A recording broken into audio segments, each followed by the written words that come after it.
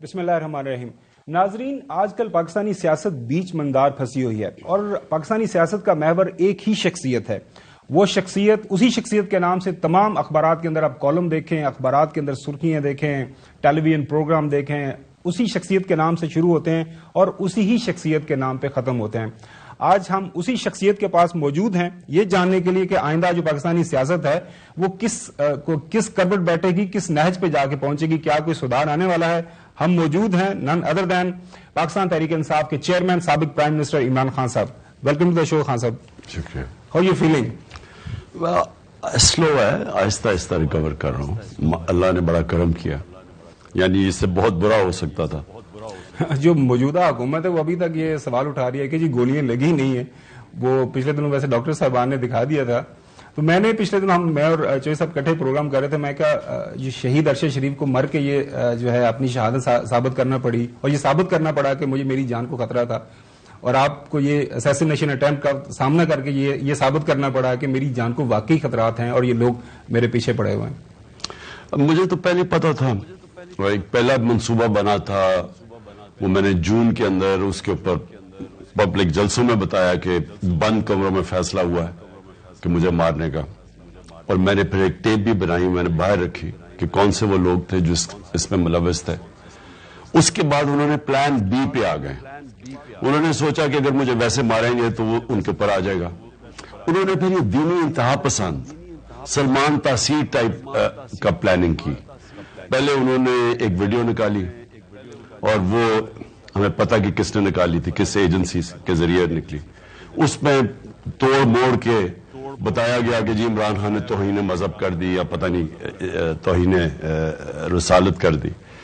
اس کے بعد اس کو ایک ان کا جو ایجنسیز کے ساتھ آدمی اٹیچڈ ہے، وقار ستی ہے جو بھی اس کا نام ہے، اس نے اٹھایا. ہمیں سارا فالو کر رہے تھے. پھر یہ دونوں مریم نے اور جاوید لطیف نے پریس کانفرنس کی. پی ٹی وی کے اوپر 4 دن چلا کہ عمران نے کیسے توہین کیا. یہ ساری گراؤنڈ پریپیئر کی جا رہی تھی کہ آخر میں کہیں گے جی دینی انتہا پسند نے مار دیا. اور میں نے پھر 2 جلسوں میں ساری 24 کو جلسہ تھا سپٹمبر میں رحیم یار خان اور 7 اکتوبر کو جلسہ تھا میاں والی میں. ان دونوں جلسوں میں نے بتایا کہ یہ پلان بن رہا ہے اور یہی پلان وزیر آباد میں تھا. اچھا خان صاحب، پچھلے 24 گھنٹوں کے دوران آپ نے دیکھا ملکی سیاست کے اندر جو کچھ ہو رہا ہے، ساری سیاست، سارا میڈیا، پورا پاکستان ایک سمری کے پیچھے لگا ہوا ہے. سمری رات کی چلی گئی ہے. آج خبریں آ رہی ہیں کہ پرائم منسٹر صاحب نے اپنے اتحادیوں سے کوئی مشاورت بھی کر لی ہے اور اگلے 12-24 گھنٹے کے دوران وہ فائنل کر دیں گے کہ آئندہ جو تعیناتیاں ہونی ہیں آرمی چیف اور joint chief of staff committee کے چیئرمین کی، وہ ہو جائیں گی. آپ تسلسل کے ساتھ سوال اٹھاتے آ رہے ہیں میرٹ کا. آپ کے نزدیک میرٹ کیا ہے؟ دیکھیں، ہر ادارہ، دنیا میں ہر ادارہ اس کی کامیابی ہوتی ہے میرٹوکریسی. ملک وہ آگے بڑھتا ہے جس میں میرٹ ہوتی ہے. ایک چھوٹا سا نیوزی لینڈ جس کی کوئی 60-70 لاکھ آبادی ہے، وہ ہندوستان کو ہرا سکتا ہے جس کا 1.25 ارب لوگ ہیں، کیونکہ نیوزی لینڈ کا جو میرٹ کا سسٹم ہے وہ بہت بہتر ہے. چائنا کی جو رائز ہوئی ہے، یہ جو چائنا اتنا بڑا ایک دم ایمرج کیا 30 سالوں میں، چائنا کا جو میرٹوکریسی کا نظام ہے وہ دیکھنے والا ہے. ان کی جو کمیونسٹ پارٹی سے کیسے وہ نیچے سے میرٹ کو کرتے کرتے اوپر لے کے آتے. تو آپ اگر ایک ادارے سے میرٹ ختم کرتے ہیں، آپ ادارہ ختم کر دیتے ہیں. یہ شریف خاندان کی اور زرداری کی، ان خاندانوں کی، ان کی جو خاص چیز تھی، انہوں نے جو ملک کو ڈیمیج کیا، انہوں نے میرٹ ختم کر دی. اپنے خاندان کے لوگوں کو سارا اپنا ٹبر اوپر بٹھا دیا کہ کوئی میرٹ نہیں ہے. بچے تیار کر دیے، کوئی میرٹ نہیں ہے. جو ان کی پارٹی میں لوگ تھے جن کی صلاحیتیں تھیں، ان کو نہیں لیا اپنے فیملی ممبرز. ان کی پارٹیز بھی سکڑ گئی. آج چھوٹی چھوٹی پارٹیز رہ گئی ہیں اور اس لیے صاحب اب اکٹھے ہو کے سارے ملے ہوئے میرے خلاف، کیونکہ ان کی پارٹیز میں اب دم ہی نہیں ہے لڑنے کا. دوسری طرف ادارے جو انہوں نے کیے، اداروں کے اوپر اب نیب پہ کون سا آدمی لے کے آئے جو ان کے کرپشن کیسز ختم کر رہا ہے؟ ایف آئی اے میں کون لے کے آئے جو یہ شہباز شریف کے کرپشن کیسز ختم کر رہا ہے؟ تو جب آپ اپنے آپ کو بچانے کے لیے وہ لوگوں کو اوپر لے کے آتے ہیں جو آپ کے لیے سہولت بنے، سارا سسٹم ادارے تباہ کر دیتے ہیں. تو یہ جو ہو رہا ہے، میسج پوائنٹ کیا یہ جو ہو رہا ہے نا، یہ آپ کو اب اس کی ایک ادارہ بچا ہوا ہے، فوج. بڑی کوشش کی نواز شریف اپنے آرمی چیف چوز کرتا تھا, وہ آرمی چیف کیونکہ فوج کا ادارہ انٹیکٹ ہے, وہ اپنے ادارے سے ایک لمٹ تک اگر وہ نواز شریف کے ساتھ چلے بھی, وہ اس سے آگے جا نہیں سکتا کیونکہ ادارہ انٹیکٹ ہے. اب یہ جو کر رہے ہیں, اس کا سب سے بڑا نقصان کیا ہے؟ جو بھی نواز شریف اتنی دیر کے اڑ کے اپنا آدمی لے کے آئے گا, جس کو بھی وہ چوز کرے گا, وہ پہلے دن سے کنٹروورشل ہو جائے گا, کیونکہ وہ اس کا آدمی ہو جائے گا نواز شریف کا. وہ اور بات ہے کہ وہ جس طرح ماضی میں جو فوج کا جب آرمی چیف آتا ہے تو وہ پھر ایک انسٹیٹیوشن کی جو اس سے باہر نہیں نکلتا, یعنی اس کے لیے بڑا مشکل ہوگا فیور کسی کو کرنا, لیکن اس کی پوری کوشش ہے کہ اپنا آدمی لے کے آئے. خان صاحب, ٹاپ جو 6 سینئر موسٹ جنرلز ہیں ان کے نام چلے گئے, ان میں سے 2 کو اپوائنٹ کر دیا جائے گا, وہ خدشہ کیا ہے آپ کو؟ نہیں, مجھے صرف خدشہ یہ ہے, پہلے تو میں آن پرنسپل کہ ایک آدمی جو مفرور, جو اس ملک سے کرپشن میں پہلے نہیں بڑے کرپشن کے کیسز ہیں, عدالت اس کو سزا دیتی ہے, جے آئی ٹی بیٹھتی ہے, سپریم کورٹ یعنی اتنی دیر کے بعد سزا ملتی ہے, جھوٹ بول کے ملک سے باہر چلا جاتا ہے. میری سب سے بڑا ایشو یہ ہے کہ کیا یہ کوالیفائڈ ہے ملک کا یہ سب سے نیشنل سیکیورٹی کا امپورٹنٹ ادارہ اس کے ہیڈ کو اپوائنٹ کرنے کے لیے؟ کہیں دنیا میں یہ ہو سکتا ہے؟ نہیں ہو سکتا. یہ ملک کی جب آپ اخلاقیات تباہ کر دیں, اصل میں ملک تباہی ہوتا ہے جب آپ اس کی موریلٹی تباہ کر دیں. یہ ریفلیکٹ کرتا ہے کہ وہ آدمی باہر بیٹھ کے فیصلے کر رہا ہے, میرا سب سے پہلا. سیکنڈلی, جو وہ فیصلہ کرے گا وہ پاکستان کی بہتری میں نہیں کرے گا. انہوں نے آج تک کوئی بھی اپوائنٹمنٹ پاکستان کی بہتری کے نہیں کی. جب پنجاب پولیس کے اوپر ایک لاہور ہائی کورٹ نے 93 کے اندر 1993 میں جب انہوں نے پوچھا کہ یہ کیوں کرپٹ ہے, تو آئی جی عباس خان نے لاہور ہائی کورٹ کو کہا کہ انہوں نے پیسے لے کے پولیس والوں کو بھرتی کیا, اور پھر کہا کہ مجرموں کو بھرتی کیا پولیس کے اندر. یہ 93 کی رپورٹ ہے. تو وہ لوگوں کی بہتری کے لیے نہیں کیا, یہ اپنے مفادات دیکھتے ہیں. اور میں اس لیے اس کا جو موٹیو ہے, جو اس کی نیت ہے, میں اس کے اوپر شک کر رہا ہوں کہ اس نے اس لیے نہیں کرنا کہ آرمی چیف بنانا ہے جو کہ پاکستان کی یا ادارے کی بہتری کرے. وہ اپنی ذات کے اوپر سوچ رہا ہے کہ وہ کیسے عمران خان کو کونے سے لگائے گا, کیسے وہ اس کو ڈسکوالیفائی کروائے گا, کیسے اس کی یعنی جو ہمارے سے ہوا ہے اس دور میں 6 مہینے میں, ہمیں تو انہوں نے اس طرح رکھا ہے جس طرح کوئی بیرون ملک دشمن ہے. تو یہ ایکسپیکٹ یہ کر رہا ہے کہ میں اپنا آدمی لے کے آؤں گا جو کہ پورا عمران خان کو اور یہ پی ٹی آئی کو کیسے ختم کرے گا. عمران خان صاحب, یہ جو آپ کی پالیسی آئی ہے ہفتہ 10 دن سے کہ جو بھی آرمی چیف بنے ہمیں کوئی نہیں, جو ادارے کے اوپر میرٹ کے اوپر آئے, تو یہ میرا خیال ہے جو دشمن کا ارادہ تھا یا ان کے سازش تھی کہ پاکستان کے سب سے پاپولر لیڈر عمران خان اور ان کی سب سے بڑی powerful party P T I کو اور پاکستان کے سب سے اہم ادارے فوج کے درمیان لڑائی کرا دو. تو وہ اپنی آپ نے حکمت عملی سے جس طرح بھی ان کے ساری سازشوں کو ناکام بنایا, اور آج جہاں آپ کھڑے you are equidistant, no matter what, رائے تو پرائیویٹلی کوئی بھی رکھ سکتا ہے. اب اس وقت جب ہم بات کر رہے ہیں فوج اور پی ٹی آئی ایک یعنی پاکستان کے لیے ایک ہی جگہ پر کھڑے ہیں یا بھی کوئی ڈفرینس ہے؟ دیکھیں غلام حسین صاحب, ایک چیز یاد رکھنا کہ فوج کا ڈسپلن ایسا ہے اور اس لیے وہ ادارہ بچا ہوا ہے. باقی ادارے تو ان دونوں خاندانوں نے ختم کر دیے, اور مارشل لا بھی آتا ہے تو وہ ادارے کمزور کر دیتا ہے کیونکہ وہ قانون کے اوپر آ جاتا ہے. تو جب رول آف لا نہیں ہوتا تو سب سے ریفلیکٹ وہ کرتا ہے کہ ادارے تباہ ہو جاتے ہیں. ہر ادارہ آئین نے اس کو رائٹ دیا ہوتا ہے کہ اس کے بیچ میں آپ فنکشن کریں. جب وہ ادارے اپنے رائٹ بھی نہیں استعمال کر سکتا اور دوسرا ادارہ اپنے باہر نکل جاتا ہے اپنے جو اس کو آئین نے اس کو دیے ہوئی حیثیت, تو وہ ملک میں پھر رول آف لا ختم ہو جاتا ہے اور وہ سب سے بڑی تباہی ہوتی ہے. تو میں نے تو یہ کہا تھا کہ میرا کیا کنسرن ہے کون آرمی چیف بنے, جو میرٹ پہ بیسٹ ہے اس کو بنا دو. میں نے کون سے اپنے کوئی کرپشن کیسز ختم کرنے ہیں, یا میں نے کوئی الیکشن جیتنے کے لیے ان کی مدد چاہیے, مجھے کس چیز کی مدد چاہیے. تو اور یہ نہیں بات غلام حسین صاحب, میں وہ کرکٹ کی 200 سالہ تاریخ میں وہ کیپٹن ہوں جو نیوٹرل امپائر لے کے آیا تھا. عموماً ہوتا تھا اب اپنے اپنے امپائر ہوتے تھے. تو مجھے یاد ہے ہماری ٹیم بھی بڑی گھبرا گئی, ایک آؤٹ ہو گیا جو منیا نہیں تو دوبارہ آ جا. وہ تو نہیں، میں اور کہہ رہا ہوں، میں یہ کہہ رہا ہوں کہ میں سمجھتا ہوں کہ ملک جب تک، کیونکہ میں نے تو جی اپنی زندگی کے 20 سال ایک وہ ملک دیکھا ہوا ہے اندر سے، برطانیہ کو، وہ میں نے دیکھا وہ کامیاب کیوں ہے، وہ قانون ہے، وہ انصاف ہے، وہ انسٹیٹیوشنز مضبوط ہیں، وہ آدمی کمزور ہے. میں نے آج تک نہیں سنا کہ برطانیہ کا آرمی چیف چینج ہوا ہو تو اس کی اتنی سی بھی خبر نکلی ہو. یہاں تو سارا ملک اب چھوڑے یا 7-8 بلکہ 1 سال سے ڈبیٹ ہی ایک یہ چل رہی ہے کہ جو آرمی چیف کون بنے گا. مجھے وہ کہتے ہیں کہ جی میں وہ جنرل فیض کو پش کر رہا تھا اور یہ عمران خان اپنا، یہ اپوزیشن والے کہتے ہیں. میں آپ کو اوپر والے کو گواہ بنا کے یہ کہتا ہوں، میں نے کبھی سوچا ہی نہیں تھا کہ کون آرمی چیف بنے گا. پچھلی اکتوبر یا سپٹمبر جب سے بھی یہ ڈرامہ شروع ہوا، میں نے تو سوچا بھی نہیں تھا. میرے تو ذہن، کیونکہ وہ اتنی دور تھا ابھی آرمی چیف کی سلیکشن، میرے تو ہر روز اتنے زیادہ مسئلے مسائل تھے، میں تو ان کا سوچ رہا تھا. اور میں تب بھی یہ سمجھتا تھا کہ جو بیسٹ ہوگا ادارے کو وہ وہی مضبوط کرے گا. خان صاحب، یہ ایک چیز تو بیونڈ ڈاؤٹ آپ اسٹیبلش کر گئے ہیں کہ پاکستان تحریک انصاف لیڈ بائی عمران خان ان سے زیادہ پاپولر اور ان سے زیادہ پاور اور ان سے زیادہ پاپولیرٹی پاکستان کے اندر کسی کے پاس نہیں. یہ کامیابی is not a main success, major success ہے.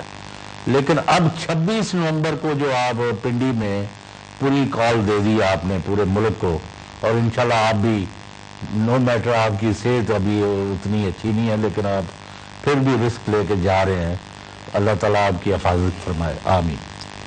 تو اب آپ یہ 26 کو یا 26 کے 26 گھنٹے بعد کیا توقع کر رہے ہیں؟ What do you want to achieve now? Ghulam Hassan صاحب دیکھیں، پاکستان ایک ڈیفائننگ مومنٹس ہے اس کے، ایک دو رائے پہ آ گیا. میرا یہ اب سے نہیں، میں بڑی دیر کا سوچ رہا تھا یہ پچھلے 7-8 مہینے سے کہ ہم جدھر پہنچ گئے ہیں نا، اگر ہم نے اپنے ملک کو اب چینج نہ کیا، یعنی مختلف طریقے سے نہ چلایا، تو یہ اب ملک آگے جا رہے تیزی سے نیچے. اور میں نے ایک اس کے ساتھ سنی ابراہیم کے ساتھ انٹرویو کیا، اور میرے خیال میں یہ تھا 1 جون کو میں نے انٹرویو کیا. میں نے اسے کہا کہ ان سے یہ سنبھالا نہیں جائے گا، معیشت نہیں سنبھالی جائے گی، اور یہ ہمیں لے کے چلے جائیں گے ڈیفالٹ کی طرف. کیونکہ ان کا مقصد تو معیشت کبھی تھی، وہ کون سا سنہرا دور تھا جب انہوں نے ہماری معیشت ٹھیک کی ہے؟ مجھے بتا تو دینا. ہم نے ان کو 30 سال سے دیکھ رہے ہیں، مجھے ایک دور بتا دے کہ انہوں نے آ کے کوئی ایسا پاکستان میں چینج کیا ہو کہ معیشت اٹھ جائے. ہماری معیشت ہندوستان سے اور پھر بنگلہ دیش سے پیچھے رہ گئی جب سے یہ دو آئے ہیں. تو یہ جب ہمیں چھوڑ کے گئے تھے 2018 میں، تو ملک کا دیوالیاں نکال کے گئے تھے. 99 میں جب یہ گیا تھا، یہ جب نواز شریف گیا تھا مشرف، تب پھر دیوالیاں نکل گیا تھا. تو مجھے یہ، میں سمجھنے کی کوشش کر رہا تھا کہ اب انہوں نے کیا، جو ان کو لایا گیا اور ہمارے اوپر مسلط کیا گیا، اب انہوں نے کیا کر رہے مختلف. تو میں نے تو جنرل باجوہ کو بھی کہہ دیا تھا، میں نے شوکت ترین میں بھی جا کے اس کو بتایا کہ اگر آپ نے اس وقت یہ سازش کامیاب ہونے دی، ان سے ملک نہیں معیشت نہیں سنبھلے گی. اور میں نے جب 1 جون کو یہ دیا، میں نے کہا کہ یہ ڈیفالٹ کی طرف جا رہا ہے. اور ڈیفالٹ کا مطلب کہ جب آپ کی نیشنل سیکیورٹی، ہم نے پالیسی بنائی ہے نیشنل سیکیورٹی کی، کہ اگر آپ کی اکانومی نیچے جاتی ہے تو آپ کی دوسری سیکیورٹی بھی نیچے جاتی ہے، جو سوویت یونین سے ہوا تھا. مجھے کہتی تھی غداری کے عمران خان کے اوپر کیس کر دو، میرے اوپر انہوں نے اسمبلی میں کہا. اب آپ دیکھ لیں ذرا حال، آج پاکستان جدھر کھڑا ہے. اب مجھے یہ بتائیں کہ کیا کسی کے پاس اب کوئی روڈ میپ ہے؟ کیا یہ گورنمنٹ مجھے بتا سکتے ہیں کہ اب یہ کیا کرے گا مختلف؟ کیا اسحاق ڈار بتا سکتا ہے کہ آج جو پاکستان کا اندر سے بزنس سارا اعتماد اٹھ گیا؟ گیلپ میں 88% بزنس نے کہا کہ یہ غلط طرف ہے، اعتماد نہیں. باہر جو ہماری رسک ریٹنگ ہے کہ ہم ڈیفالٹ کرنے کی رسک ہے کہ ہم اپنے قرضوں کی قسطیں نہیں دے سکتے، ہم جب گئے تھے 5% تھی، آج 122% ہے. اس کا مطلب نہ کسی نے کوئی قرضے دینے ہیں کمرشل بینکس نے، نہ کوئی انویسٹمنٹ آنی ہے، یا پاکستان کے اندر لوگ بجائے سرمایہ کاری کرنے کے اب وہ ڈالر پکڑ کے بیٹھ گئے ہیں کیونکہ وہ دیکھ رہے ہیں کہ ان کے پاس پیسہ ہی نہیں ہے قسطیں دینے کو. تو ملک اب کیسے ٹھیک کرنا ہے؟ تو اس کے اوپر کوئی بات ہی نہیں کر رہا. یہ جو اکانومی ہے تو میرا آپ کے پاس تو پلان ہے, پہلے بھی آپ کر کے دکھایا کہ نہیں, یا ڈیفالٹ کرنے دینا ہے. چل صاحب بریک کی طرف جانا ہے, اس کے ڈسکشن جاری رہے گی اسی موضوع کے اوپر. ناظرین اسٹے ود اس.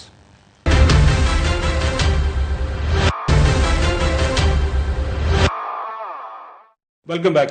جی خان صاحب, 26 کے بعد کا منظرنامہ چوہدری صاحب پوچھنا چاہ رہے تھے کہ کیا ایکسپیکٹ کر رہے ہیں آپ؟ دیکھیے, پہلے 26 کو انشاءاللہ میرا یہ انسٹنکٹ ہے, میرا دل کہہ رہا ہے کہ یہ پاکستان کی تاریخ کا سب سے بڑا یہ اجتماع ہوگا.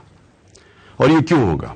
نمبر 1, پبلک اس لیے نکلے گی کہ جس طرح کا ظلم اور ناانصافی انہوں نے دیکھی ہے نا, جب سے ہماری حکومت جس طرح گرائی گئی, اس کے بعد پاکستان کے سارے چوروں کو لایا گیا, پھر وہ چوروں نے اپنے سارے 1100 ارب روپے کے کرپشن کیسز معاف کروائے, قانون ایسے بنا دیے کہ اب آپ وائٹ کالر کرائم یعنی جو طاقتور چور ہے اس کو پکڑ ہی نہیں سکتے اب, یعنی لوٹ مار کا انہوں نے راستہ کھول دیا. ہم بھیڑ بکریوں کی طرح یہ تماشا دیکھ رہے ہیں کہ ہم ملک کی تباہی کا, یعنی جس طرف نکل گیا ہے یہ جو ڈیفالٹ کی طرف جا رہا ہے, جو ملک کا حالات ہیں, ہم یہ دیکھ رہے ہیں کہ انہوں نے ملک کی معیشت تباہ کر دی. ریکارڈ پاکستان کی گروتھ ریٹ تھی, ہماری یہ معیشت بڑھ رہی تھی, اور ابھی مارچ میں دیکھ لیں اکنامک سروے آف پاکستان, اور آج وہ کھڑی ہے تباہی کی طرف. تو قوم آپ بتائے گی کہ ہم بھیڑ بکریاں نہیں ہیں, یہ جو لوگ نکلیں گے یہ وہ قوم نکلے گی, زندہ قوم نکلے گی. تو سب سے پہلے تو ناانصافی اور رول آف لاء کے لیے, جب تک اس ملک کے اندر قانون کی حکمرانی نہیں ہوتی, طاقتور جو مرضی چاہے کر لے. مجھے گولی لگے اور مجھے پتہ ہے کس نے گولی ماری ہے, مجھے پتہ ہے وہ 3 شخص جنہوں نے پلان کر کے کیا ہے, میں ان کی FIR نہیں کاٹ سکتا. ارشد شریف سے جو ہوا ہے, دھمکیاں مجھے اس نے بتایا, اور اس کی والدہ کو, گھر کو, سب کو پتا کہ کون اس کو دھمکیاں دے رہا تھا, پیچھے پڑا ہوا تھا. وہ باہر جا کے اسے شہید کر دیتے ہیں اور وہ پکڑا بھی نہیں جائے گا. ہم سب کو پتا کہ کیونکہ طاقتور جب کھڑا ہو جائے تو یہاں کوئی انصاف نہیں ہے. اور پھر جو اعظم سواتی سے ہوا ہے, یہ میں صرف بڑی بڑی مثالیں دے رہا ہوں کہ سینیٹر کو جس طرح انہوں نے اس کے اوپر تشدد کیا, پھر وہ کیسٹ بنا کے بیوی کی اور میاں کی دے دی, یعنی میں کتنا اور نیچے گریں گے ہم. لہٰذا یہ آج جو قوم ہے, یہ آپ ایک اپنا رائٹ پرامن احتجاج کا جو ہمارا حق ہے اس پہ وہ نکلے گی. پہلے تو یہ عوام کا سمندر یہ بتائے گا کہ ہم یہ اس لیے پاکستان نہیں بنا تھا کہ چھوٹا سا ٹولہ قانون کے اوپر چلا جائے, وہ جو مرضی چاہے کرے, اور بیچاری عوام کو بھیڑ بکریوں کی طرح کبھی ادھر موڑ دے, کبھی کہے کہ جی یہ ان سے بڑے چور کوئی نہیں ہے, اور اس کے بعد ان کو واپس لا کے کہے کہ جی اب ان کے پیچھے چلو, اور ان کو NRO دے دیا. تو یہ ایک تو اس کے لیے رول آف لاء کے لیے, قانون کی حکمرانی کے لیے, اور اس کے بغیر کوئی پاکستان کا مستقبل نہیں ہے. اور دوسرا ایک ہی حل ہے اس میں سے, الیکشنز, صاف اور شفاف الیکشنز. قوم ڈیمانڈ کرے گی صاف اور شفاف الیکشن. کیوں؟ کہ اگر آپ نے اب معیشت کو مزید گرنے سے بچانا ہے اور ڈیفالٹ سے بچانا ہے ملک کو, صرف ایک چیز بچا سکتی ہے کہ اگر ملک کے اندر سیاسی استحکام ہو, پولیٹیکل سٹیبلٹی ہوگی تو اکانومی اب اٹھے گی. اکانومی تو اب نیچے جا رہی ہے, کسی نے انویسٹ نہیں کرنا پاکستان میں, کسی نے پیسے نہیں دینے پاکستان کو, اور ایک دفعہ ڈیفالٹ کر گئی یعنی قرضوں کی قسطیں ہم نہ دے سکے, اس کے بعد جو آئے گا بحران ملک میں, اور جو مہنگائی آئے گی اور جو تباہی آئے گی, تو اس سے بچانے کے لیے راستہ ایک ہے. مصیبت کیا پڑی ہوئی ہے, کیوں نہیں الیکشن ہو رہے ہیں؟ کیونکہ یہ جو چور ہیں سارے, ان کو ڈر لگا ہوا ہے کہ جب ہی الیکشن ہوں گے ہار جائیں گے. بات ٹھیک کر رہے ہیں خان صاحب, 26 کو آپ آگے, لوگ بھی آ گئے, پورے پاکستان سے لوگ نکل بھی آئیں گے. وہ نہیں آپ کی بات مانتے, وہ تو کہتے ہیں ہم تو نہیں بات مانتے, ہم تو اپنا وقت پورا کریں گے. نیکسٹ آپ کے پاس آپشن کیا ہے؟ دیکھیں خاور, ہم انشاءاللہ میں 26 کو اپنا اگلا لائے عمل بھی دوں گا کہ ہم نے کرنا کیا. دیکھیں یہ ہے حقیقی آزادی کی تحریک, یہ رکنے نہیں لگی. الیکشنز بھی ہو جائے تو یہ نہیں رکے گی. ہم اس ملک میں انصاف چاہتے ہیں, رول آف لاء چاہتے ہیں, جو قوم کو آزاد کرے گا. جو بھی نہیں آزاد, ابھی نیچے سے لے لیں, تھانہ کچہری پٹواری کی پالیٹکس کیا ہے, لوگوں کو انصاف نہیں ملتا. وہ جا کے پولیٹیشین کے پیچھے, MNA کے پیچھے بھاگتے ہیں, جی میرے FIR کٹ گیا مجھے بچاؤ. کوئی جا رہا ہے کہ جی مجھے پٹواری پیسے مانگ. تو یہ باہر کیوں نہیں ہے, یورپ میں کیوں نہیں ہے تھانہ کچہری پٹواری؟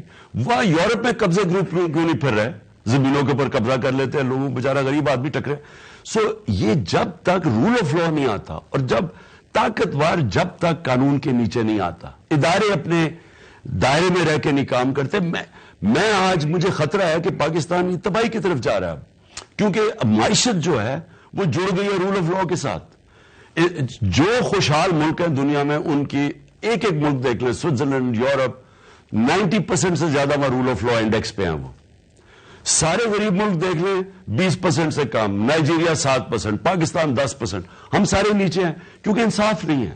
سو یہ اصل میں حقیقی آزادی, انصاف ہی حقیقی آزادی دے گا. یہ پبلک نکلے گی, اگلا لائے عمل میں دوں گا, جاگی ہوئی قوم آپ کو نظر آئے گی, اور یہ قوم ڈیمانڈ کرے گی کہ ہم اب بھیڑ بکریوں کی طرح نہیں اب ہم چل سکتے. خان صاحب, وہ پہلے جو ہم نے سوال کیے تعیناتی کے حوالے سے, آپ کو خدشہ ہے, ظاہر آپ اظہار بھی کر رہے ہیں کہ دیر از اے پاسبلٹی کہ میرٹ کی وائلیشن ہو. اب وہ سمری جب تک پریزیڈنٹ اس کو سائن نہیں کریں گے, جو بھی اپوائنٹ ہوگا وہ تو کمانڈ نہیں لے سکتا.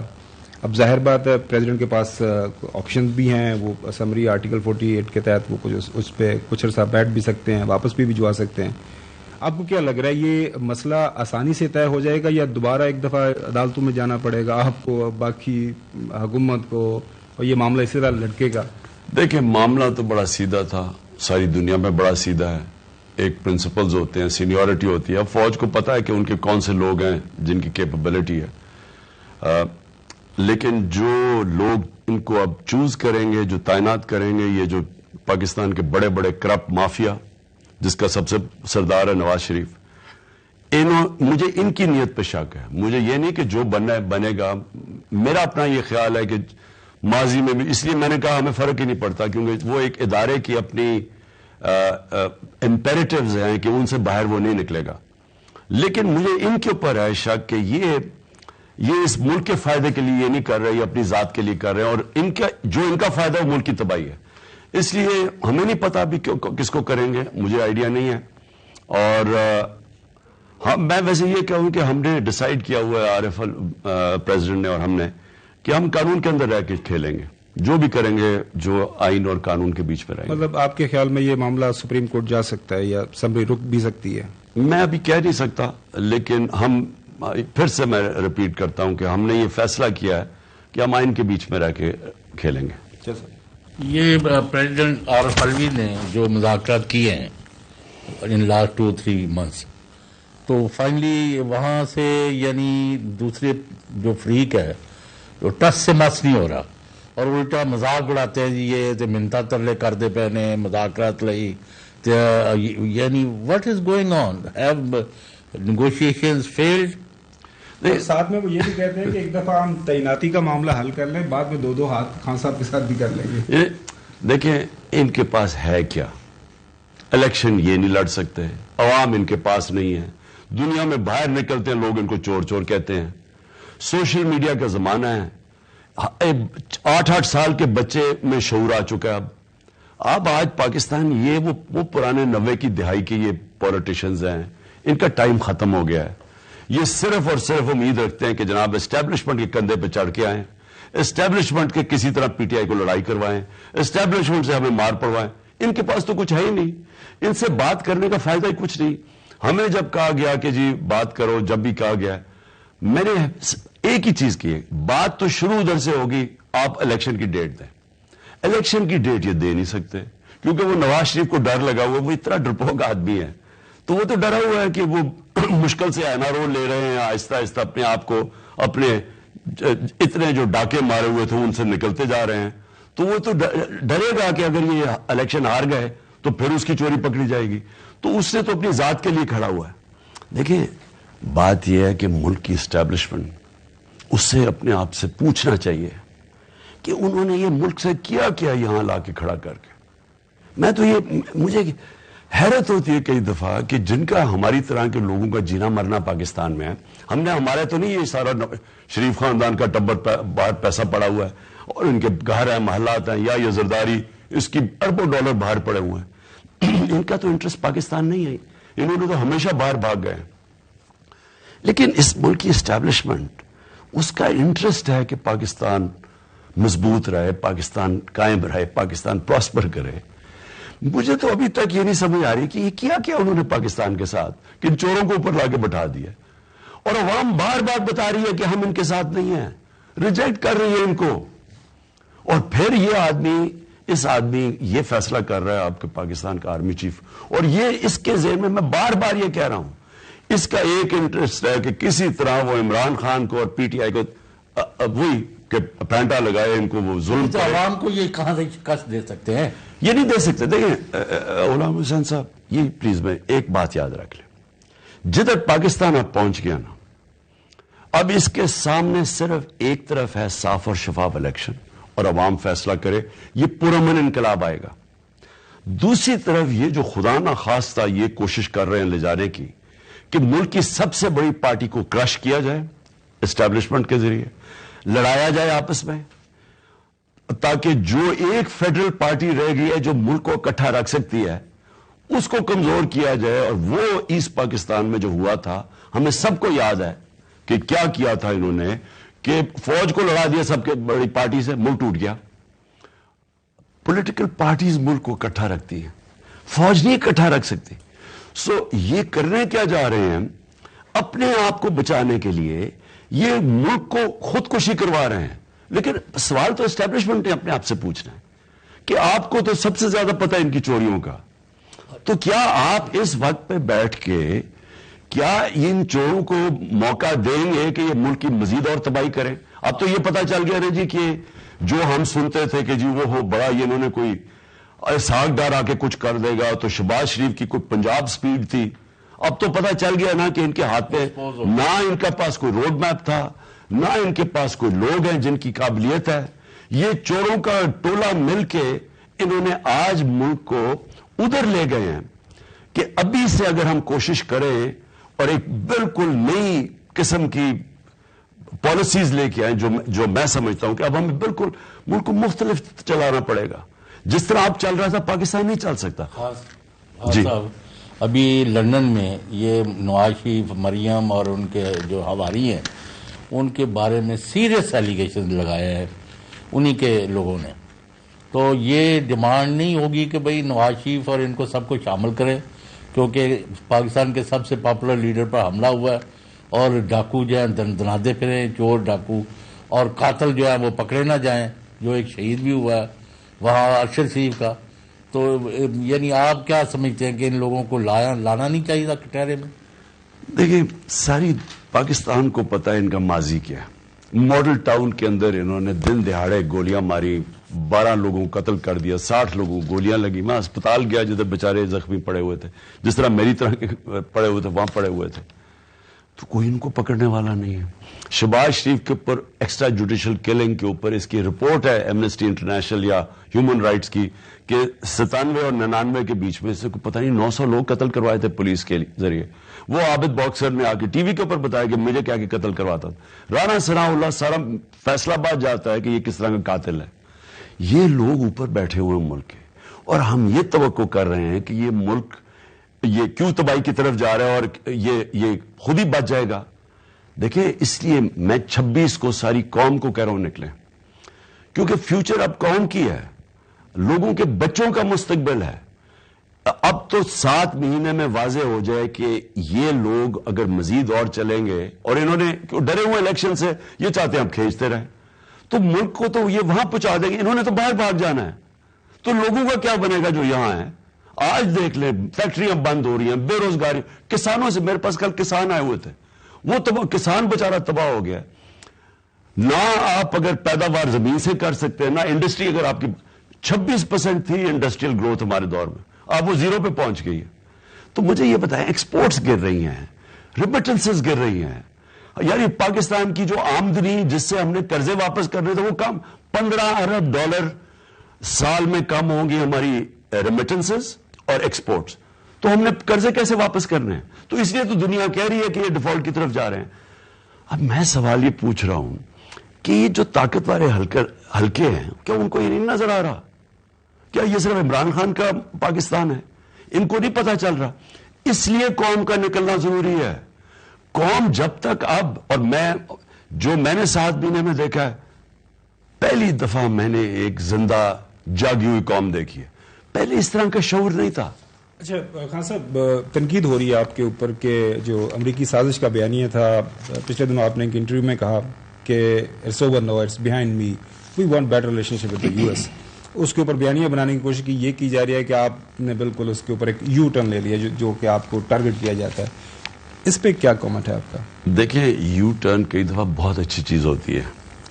جن لوگوں نے ہماری حکومت گرائی تھی اور انہوں نے جب دیکھا کہ پبلک آ کے ہمارے ساتھ کھڑی ہو گئی ہے تو عقل مندی یہ تھی کہ وہ یو ٹرن لیتے. یو ٹرن نہ لینے سے آج ملک کا بھرکس نکلا. لیکن میں اپنی ذرا پہلے بتا دوں کہ میں نے ہر جگہ یہ کہا ہے، ہر انٹرنیشنل میڈیا، میں نے بڑے انٹرویوز دیے ہیں کہ وہ جو سائفر تھا ڈونلڈ لو اور ہمارے جو ایمبیسڈر اسد مجید کے بیچ میں، وہ میں نے آ کے اپنی کیبنٹ میں رکھا، نیشنل سیکورٹی کاؤنسل میں رکھا، پارلیمنٹ میں رکھا، پریزیڈنٹ نے جا کے چیف جسٹس کو بھیجا. وہ تو ہے، تو انٹرفیئرنس تو کی ہے پاکستان نے. شہباز شریف نے جب نیشنل سیکورٹی کاؤنسل بنائی انہوں نے بھی کہا مداخلت کی ہے، تو وہ تو ہو گئی. میں ان کو آگے کا کہہ رہا تھا، میں نے کہا دیکھو میری آپ نے گورنمنٹ گرائی ٹھیک ہے، لیکن میری ذات سے زیادہ میرے ملک کے مفادات ہیں. آگے کیا میں کیونکہ میری گورنمنٹ گرائی ہے میں کہوں جی امریکہ سے ہم تعلقات ختم کر دیں گے؟ ہمارے تو سب سے بڑے ایکسپورٹ ہوتی ہے امریکہ. ہمارا سب سے زیادہ پیسے والی کمیونٹی پاکستانی امریکن کمیونٹی ہے. لہٰذا یہ عمران خان کی ایگو کا مسئلہ نہیں ہے. یہ جو پاکستان کے لوگوں کے مفادات ہیں وہ میں نے کہا وہ زیادہ امپورٹنٹ ہے بجائے جو میری لائکس اور ڈس لائکس ہیں. اور لوگوں کے مفادات ہیں کہ ہم آگے بڑھیں، اپنے تعلقات بڑھائیں. میں نے یہ کہا ہے. اچھا خان صاحب، ایک پرسنل سا سوال. میں نے یہ بھی کہا کہ ہم جو اب تعلقات رکھنا چاہتے ہیں، ہم دوستی رکھنا چاہتے ہیں، غلامی نہیں کرنا چاہتے. یہ میں نے بار بار کہا کہ جو پرانے تعلقات وہ ہمیں حکم کر رہے ہیں کبھی یہ کر دو کبھی جنگ میں لڑ لو کوئی لوگ برباد. میں نے یہ ان کو کہا کہ یہ جو ہم تعلقات چاہتے ہیں یہ جس طرح ہندوستان امریکہ کی ریلیشن شپ ہے، ہم ایک ڈگنیفائڈ ریلیشن شپ چاہتے ہیں. جی ناظرین، ابھی ایک بریک کی طرف جاتے ہیں اور بریک کے بعد اپنا جو گفتگو کا سلسلہ ہے خان صاحب کے ساتھ جاری رکھیں گے.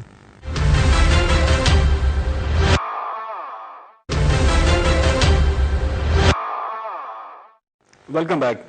تو خان صاحب، جو پچھلے دنوں کچھ آپ کے ایون برٹش ہائی کمیشن کی بھی آپ سے ملاقات ہوئی تھی اسی جو سازشی تھیوری کے حوالے سے، ایک امریکنس کے ساتھ بھی آپ کو کوئی رابطہ ہوا ہے ریسنٹ ڈیز کے دوران؟ نہیں، امریکن سے تو رابطہ نہیں ہوا، لیکن ان کے میڈیا کے اوپر میں نے انٹرویوز دی ہیں. لیکن برٹش ہائی کمیشن سے ملا تھا، لیکن وہ زیادہ تھا ٹیسٹ میچ انگلینڈ کی سیریز آ رہی ہے اور وہ گھبرائے ہوئے تھے کہ کوئی انتشار نہ ہو جائے. میں نے ان کو کہا ہماری کبھی بھی تحریک انصاف میں انتشار ہو نہیں سکتا، ہم تو فیملیز آتی ہیں. جو یہ ہمارا 26 ہوگا اس کے اندر کوئی انتشار نہیں ہوگا. از اٹ پاسبل کہ صدر صاحب کو جو یہ سمری بھیجتے ہیں تو صدر صاحب انفارملی آپ سے کنسلٹ کریں کہ یہ لیگل ہے سمری یا اس میں یہ غلط بیانی کی گئی ہے تو کیا کورس لے؟ بالکل صدر صاحب میں ان سے ان ٹچ ہوں، میرے سے ہر بات کریں گے.